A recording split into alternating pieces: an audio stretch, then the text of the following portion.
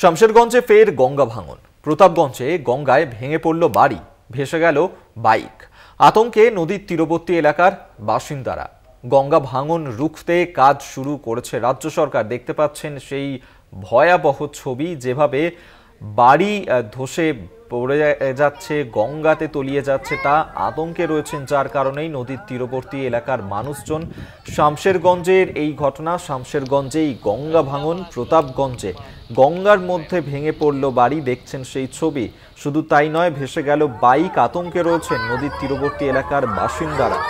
গঙ্গা ভাঙন রুখতে কাজ শুরু করেছে রাজ্য সরকার। জয়ন্ত রায় আমাদের সঙ্গে টেলিফোনে রয়েছেন, প্রতিনিধি, বিস্তারিত জানবো। জয়ন্ত, অত্যন্ত ভয়াবহ একটি ছবি, যেখানে বাড়ি ভেঙে তলিয়ে যাচ্ছে গঙ্গার মধ্যে, তা কি বলছেন স্থানীয় মানুষজন? তারা কতটা আতঙ্কিত? প্রশাসনের তরফ থেকে কি ব্যবস্থা নেওয়া হচ্ছে? দেখো অনেকদিন ধরেই যে সমস্যায় পড়েছে শামশেরগঞ্জের বাসিন্দারা, সেটা হচ্ছে গঙ্গা ভাঙন। শুরু হয়েছে আবারও বৃষ্টি এবং নদীতে জল বেড়েছে।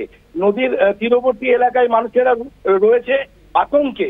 মুর্শিদাবাদের শামশেরগঞ্জের প্রতাপগঞ্জ গঙ্গায় ভেঙে পড়লো একটি দোতলা বাড়ি এবং বাইক পড়ে গেল গঙ্গায়।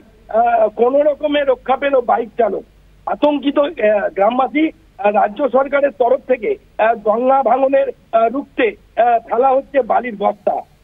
কাজ হচ্ছে তা নয়, কিন্তু কেন্দ্র সরকারের পক্ষ থেকে কোনো কাজই হচ্ছে না, এমনটাই অভিযোগ করছে এলাকার বাসিন্দারা। কি করবে? ধন্দে রয়েছে শামশেরগঞ্জের নদীর তীরবর্তী বাসিন্দারা। ধন্যবাদ। সঙ্গে থাকো জয়ন্ত তুমি আমাদের।